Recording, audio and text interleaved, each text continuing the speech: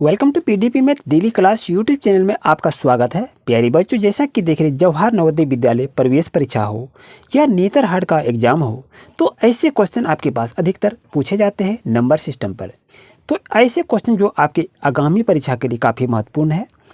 जैसा कि क्वेश्चन को देख रहे हैं, 91 तथा 100 के बीच कितनी अभाज्य संख्याएँ हैं, तो आपके पास इस तरह से ऑप्शन देखने को मिलते हैं। तो 0 होगा, 1 होगा, 2 होगा या 3 आंसर होगा, तो आपको आंसर को चुनना है। तो कैसे हम अभाज्य संख्या को चुनेंगे? जैसा कि यहाँ पर देख रहे हैं 91 है, तो बच्चों यहाँ पर करते हैं क्या, समझते हैं। आपका 91 लिखे, उसके बाद अभाज्य संख्या क्या होता है, 93 होता है, ये लिखे। उसके बाद अभाज्य संख्या आपका क्या होगा, 94 होता है क्या। तो ध्यान देंगे यहाँ पर, जैसा कि देख रहे हैं यहाँ पर 91 दिया है, तो यहाँ पर हम क्या लिखेंगे, 92 को लिखेंगे, ध्यान दीजिएगा। उसके बाद क्या लिखेंगे, 93 लिखेंगे। उसके बाद चलते हैं 94 को लिखा। उसके बाद क्या करेंगे, 95 को लिखा। उसके बाद 96 को लिखा। उसके बाद 97 को लिखा। ये हम समझने के लिए बता रहे हैं कि किस तरह से हम अभाज्य संख्या को निकालेंगे। 97 हो गया, उसके बाद 98 हो गया, उसके बाद 99 हो गया, उसके बाद कह रहा है 100 जो कि 100 हो गया। बच्चों ध्यान दीजिए, यहाँ पर 91 की बात कह रही है, हमने 91 को लिखा। यहाँ पर 100 तक आ रहा है, तो मैंने यहाँ पर 100 तक को लिखा। अब इसके बीच में हमें क्या निकालना है, अभाज्य संख्या। अभाज्य संख्या का मतलब बच्चों वो होता है कि जिसका गुणनखंड एक ही हो। जैसा कि देखें 91 को यदि हम गुणनखंड करेंगे तो कितना होगा, 13 × 91 हो जाएगा। फिर इसको करेंगे तो 1 होगा, यानी 1 2 3 गुणनखंड आपका हो गया। अब इस तरह यदि देखें इसका भी गुणनखंड होगा, लेकिन यहाँ पर देखें 93 का गुणनखंड नहीं होगा, तो एक अभाज्य संख्या आपका ये हो जाएगा। उसके 94 का अभाज्य संख्या आपका होता है, भाज्य इसमें लग जाएगा। 95 में भी भाग लगेगा, लेकिन ये 93 जो है ये भाग नहीं लगेगा, तो ये आपका क्या हो जाएगा, अभाज्य संख्या हो जाएगा। अब जैसा कि देखें यहाँ पर, अब यहाँ पर देखिए 96 भी भाग लगेगा, लेकिन 97 आपका भाग नहीं लगेगा, तो एक नंबर आपका आ गया क्या, 97। और दूसरी संख्या की बात करें तो सभी संख्या तो विभाज्य हैं, सभी संख्या तो भाग लग जाएगा। अब बच्चों अब बताइए कि आपके पास अभाज्य संख्या कितना हो गया, तो आपके पास हो गया 1 2 और ये हो गया 1 2, यानी अभाज्य संख्या आपके पास कितना आ गया, 2 हो गया। यानी कहने का मतलब है कि ऑप्शन नंबर सी बच्चों आपके लिए सही है। तो यहाँ से आपका भाज्य संख्या और अभाज्य संख्या से भी क्वेश्चन को पूछा जाता है। अगर आपसे पूछा जाए कि 91 से 100 के बीच में भाज्य संख्या कितनी है, तो क्या करेंगे भाज्य संख्या के लिए, ये आपका एक भाज्य संख्या है। उसके बाद करेंगे ये आपका 94 क्या है, ये भी आपका भाज्य संख्या है। उसके बाद देखिए ये 95 भी आपका भाज्य संख्या हो गया। फिर यह देखिए 96 भी आपका भाज्य संख्या हो गया। उसके बाद 98 भी आपका क्या है, ये भाज्य संख्या है। 99 भी आपका भाज्य संख्या है, और 100 भी क्या है, आपके भाज्य संख्या है, और 91 तो आपका भाज्य संख्या है ही। तो चलिए इसमें कितने भाज्य संख्या निकला इसको हम देखें। यहाँ आपका निकला है 1, ये निकल गया आपका 2, और ये आपका निकल गया 3, ये आपका निकला 4, ये निकला आपका 5, ये निकला आपका 6, ये निकला आपका 7, और ये निकला आपका 8। यदि आपसे क्वेश्चन को पूछा जाए कि 91 तथा 100 के बीच में कितनी भाज्य संख्या यदि पूछा जाए, तो कितना लिखेंगे, आपका 8 इसका सही आंसर होगा। और यदि आपसे पूछा गया कि 91 तथा 100 के बीच में अभाज्य संख्या कितनी है, तो 2 आपकी अभाज्य संख्या होगी। क्योंकि बच्चों देखिए, आप ये देखिए सही है कि गलत है। देखिए 8 और 2 को जोड़ेंगे तो कितना होगा, 8 और 2 को जोड़ेंगे तो कितना होगा, 10 हो जाएगा। जो कि 91 से 100 तक यदि जाएंगे तो 10 ही अंक तो होता है ना। इसलिए आपका क्या है, ये आपकी 91 से 100 तक में अभाज्य संख्या कितने होंगे, 2 होंगे। और यदि 91 से 100 तक पूछे कि भाज्य संख्या कितनी है, तो बच्चों आपका 8 होगा। तो ये दोनों क्वेश्चन आपके एग्जाम के लिए काफ़ी महत्वपूर्ण है। जैसा कि यहाँ भी अभाज्य संख्या पूछा गया, हो सकता है आपको अब भाज्य संख्या भी पूछ दिया जाएगा, तो इस चीज़ को आप नोट कर लीजिए। अब चलते हैं क्वेश्चन नंबर नेक्स्ट पर। प्यारे बच्चों, क्वेश्चन आपके पास क्या दे दिया है कि 0.4, 0.04 और 0.004 और 4 का गुणनफल कितना होगा, ये आपसे पूछ गया है। यानी क्वेश्चन कह रहा क्या, यहाँ आपका 0.4 है, गुना आपके पास है, फिर यहाँ का 0.04 है, फिर ये गुना है, फिर यहाँ पर देखिए 0.004 है, और फिर इसको गुना करना है 4 से। अब ये कह रहा है कि यदि सभी संख्याओं को यदि हम गुना करेंगे तो मेरा मान क्या आएगा। तो बच्चों ध्यान दीजिए, अंक कैसे है इसको गुना करेंगे, ध्यान देंगे। ये आपका 4 है, ये आपका 4 है, और यहाँ भी आपका 4 है, यहाँ भी आपका 4 है। यदि 4 से 4 हम गुना करेंगे, 4 चौक कितना होगा, 16 हो जाएगा। 16 का 4 बार पढ़ेंगे 16 के 64 हो जाएगा, और 64 से 4 पढ़ेंगे तो कितना हो जाएगा 256 हो जाएगा। तो यहाँ तो ऑलरेडी आप जान रहे 256 हो गया, तो अभी हम लिख दिए। अब जैसा कि देखिए 0.4 है, फिर यहाँ पॉइंट के बाद आगे 2 अंक है, फिर पॉइंट के आगे 3 अंक है, और उसके बाद यहाँ पर नहीं है। अब इसको हम कहाँ पर पॉइंट लगाएंगे ये हमको समझ में नहीं आ रहा है, तो इसको ध्यान से इसको आप देखिए आखिर कैसे इसको हम लगाएंगे। जैसा कि देखिए बच्चों, यहाँ पर दशमलव के आगे कितना अंक है, तो 1 2 3, यहाँ पर 3 हो गया, फिर यहाँ दशमलव का आगे कितना है 2, 3 और 2 कितना हो गया 5, और यहाँ 1 है 6। यानी कहने का मतलब है कि दशमलव के आगे ये कितना अंक है, यहाँ पर आपका 1 अंक है, यहाँ पर आपका 2 अंक है, यहाँ पर आपका 3 अंक है। तो यहाँ पर जैसे 3 अंक हो गया, यहाँ आपका 2 अंक हो गया, यहाँ आपका 1 अंक हो गया, तो 3 2 5 और 1 हो गया कितना 6, और यह संख्या जो गुना किया कितना हो गया 256 हो गया। यानी कहने का मतलब है कि 6 अंक पर जाके हमको पॉइंट को लगाना है। तो आप संख्या कैसे बढ़ाएंगे, देखिए यदि इसे आप गुना तो कर ही लिए, अब यहाँ पर करना क्या है, 0 लगाना है, 1 तो 0 2 0 और ये 3 0। देखिए अंक कितना है 3 2 5 1 6 अंक है, तो 1 2 3 4 5 6, और यहाँ पर पॉइंट को लगा देंगे और यहाँ पर हम 0 को दे देंगे। तो बच्चों यही आपका आंसर हो जाएगा। चाहे जितना भी इस तरह से क्वेश्चन को यदि पूछ दिया जाए तो इस तरह से बच्चों बनाने का प्रयास करेंगे, क्योंकि यहाँ पर जो है ओनली सिंगल 4 ही दिया है, यहाँ पर पॉइंट नहीं दिया हुआ है। तो यदि जितना भी अंक पर ये पॉइंट है उसको काउंट कर लेंगे, फिर यहाँ पर इसको काउंट कर लेंगे, और जो टोटल यहाँ पर जितना भी हमको देखेंगे उतने अंक पर आपको क्या करना है, पॉइंट को लगा देना है।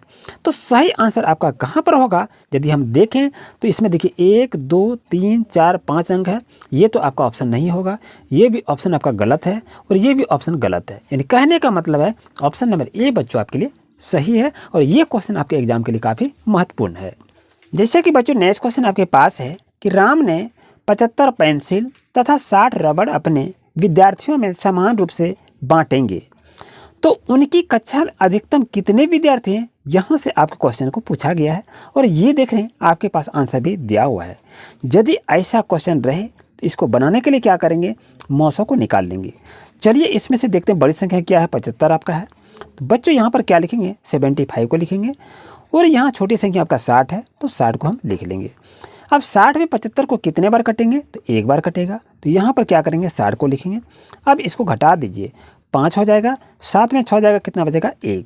और लघुत्तम महत्तम जो निकालते हैं कैसे निकालते हैं, ये जो संख्या दी हुई है इसको यहाँ पर पुनः को लिख देते हैं, और ये कितने बार कटता है 15 चौके 60 हो जाता है। यानी कहने का मतलब है 60 और 75 का HCF जो निकालते हैं तो कितना होगा बच्चों, आपका 15 होगा, और यही आपका आंसर हो जाएगा, जो कि ऑप्शन नंबर बी में आपके लिए सही रहेगा। आई होप आपको अच्छी तरह समझ में आ गया होगा कि राम ने यदि 75 पेंसिल को 60 रबड़ अपने विद्यार्थियों में समान रूप से बांटेंगे तो उनमें कक्षा में अधिकतम कितने विद्यार्थी होंगे, तो 15 विद्यार्थी होंगे बच्चों। तो आपका सही आंसर होगा ऑप्शन नंबर बी। अब चलते हैं क्वेश्चन नंबर नेक्स्ट पर। प्यारे बच्चों, जैसा कि नेक्स्ट क्वेश्चन देख रहे हैं कि 800 तथा 900 के बीच की कौन सी संख्या 13 तथा 17 दोनों से पूर्णतः विभाजित होती है, तो यहाँ पर इस तरह से ऑप्शन आपको दिया हुआ है। यदि ऐसी संख्या दिया हुआ रहे और कहे कि कौन सी संख्या इससे पूर्णतः विभाजित होगी, तो उसको कैसे निकालेंगे। यहाँ जो ये संख्या दिया हुआ है इसको पहले क्या करेंगे, आप लघुत्तम निकाल लेंगे। तो बच्चों ध्यान रहे 13 और 17 का यदि हम लघुत्तम निकालेंगे तो कितना हो जाएगा 13 और 17 का यदि हम लघुत्तम निकालेंगे ये तो कटेगा नहीं, तो ये क्या हो जाएगा आपस में गुना हो जाएगा। तो 13 और 17 का यदि हम क्या करेंगे लघुत्तम निकालेंगे तो कितना होगा 13 17 221 हो जाएगा। यानी इसका एलसीएम क्या हो गया 221 आपका हो गया। अब आगे हम क्या प्रोसेस करेंगे, ध्यान दीजिए। यहाँ पर क्या करें 800 तथा 900 के बीच में, तो 800 और 900 के बीच में यदि ऐसा क्वेश्चन दिया हुआ रहे तो हम करेंगे क्या, संख्या निकालेंगे। तो यहाँ पर जो ये संख्या बड़ी संख्या जो दी हुई है, बड़ी संख्या को यहाँ पर आप लिख लीजिए। बड़ी संख्या को लिखने पर ये जो आप एलसीएम को जो निकाले इससे करना क्या है, इसको डिवाइड कर देंगे। तो चलिए इसको देखते हैं। यहाँ पर क्या है 221 से हम इसको डिवाइड करेंगे। 221 से यदि इसको हम डिवाइड करेंगे दोस्तों तो कितने बार में ये कटेगा, इस चीज़ को आपको देखना है। यदि 221 में से यदि हम 4 से घटाते हैं तो कितना होगा, 4 एकें 4 हो जाएगा, 4 दूनी 8 हो जाएगा और ये फिर आपका कितना होगा, 4 दूनी 8 होगा। अब इसको बच्चों क्या करेंगे, घटा दीजिए। 10 में 4 जाएगा कितना बचेगा, 6 बचेगा। यहाँ पर बच गया आपका कितना, 9 बचेगा। तो 9 में 8 जाएगा कितना बचेगा, 1 बचेगा। यानी भाग आपके पास कितना बच गया, आपका शेष 16 रह गया। यदि इसको हम डिवाइड करते हैं तो कितना बच गया आपका, 16। अब यहाँ पर अभिष्ट संख्या जैसे हम निकालेंगे तो क्या निकलेगा, इस चीज़ को आप ध्यान दीजिए। अब तो ये संख्या इससे कटेगा नहीं, तो हम करें क्या, तो यहाँ पर जो बड़ी संख्या दिया हुआ है आपका 900, तो इसको एज ए लाइक यहाँ पर क्या करेंगे, 900 को लिख लेना है। अब घटा देना कितना, जितना आपके पास शेष बचा है इसको आपको घटा देना है। यदि 900 में हम 16 को घटाएंगे तो आपका कितना आ जाएगा, 884 हो जाएगा। यानी कहने का मतलब है दोस्तों कि आपके लिए ऑप्शन नंबर डी आपके लिए सही रहेगा, जो कि 13 और 17 पूर्णतः इससे विभाजित हो जाएगी। और वो संख्या क्या है, 884 जो है 800 और 900 के बीच में ये संख्या दिया हुआ है। आई होप को आपको अच्छी तरह समझ में आ गया होगा। अब चलते हैं बच्चों क्वेश्चन नंबर नेक्स्ट पर। प्यारे बच्चों, नेक्स्ट क्वेश्चन आपके पास क्या है, एक किताब का मूल्य 25 रुपया से बढ़कर 30 रुपया हो गया है, तो मूल्य में कितने प्रतिशत की वृद्धि हुई, ये आपसे पूछा गया है। यदि ऐसा क्वेश्चन रहे तो और प्रतिशत वृद्धि की बात कही जा रही हो तो उसको कैसे निकालेंगे, ध्यान दीजिए।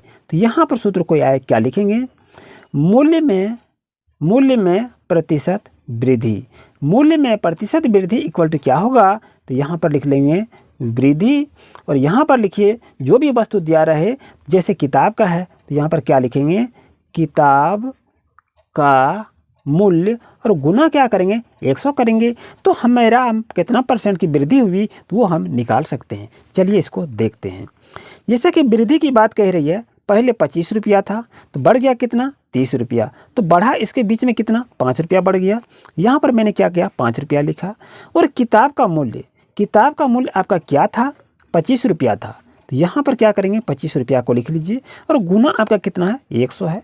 तो बच्चों करें क्या, 25 चौके 100 हो गया, 4 पंचे कितना हो गया, 20 हो गया। तो आपका सही आंसर तो आ ही गया है, 20%। ऑप्शन नंबर बी में सही रहेगा। ऐसे क्वेश्चन आपके एग्जाम के लिए काफ़ी महत्वपूर्ण है।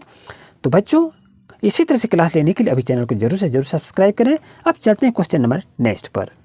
प्यारे बच्चों, जैसा कि देख रहे हैं क्वेश्चन नंबर 6 क्या कर रहा है कि 5, 0, 9, 3 और 8 अंकों द्वारा बनी 5 अंक की बड़ी से बड़ी तथा छोटी से छोटी संख्याओं का अंतर क्या होगा, ये आपसे पूछा गया है। तो चलिए हम देखते हैं कैसे इसको सॉल्व करेंगे। जैसा कि देख रहे हैं 5, 0, 9, 3 और 8 अंकों से बनी बड़ी संख्या क्या होगा, तो आपका 98,530 होगा।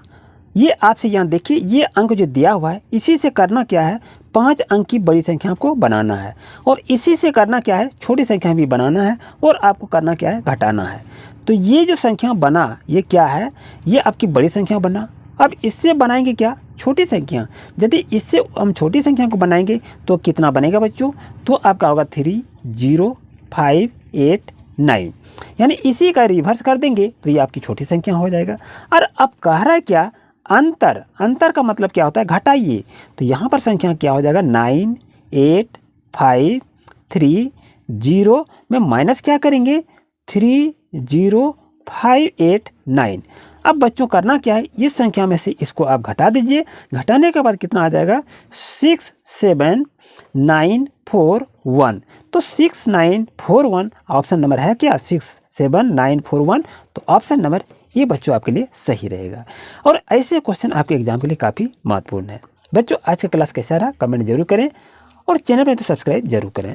Thank you.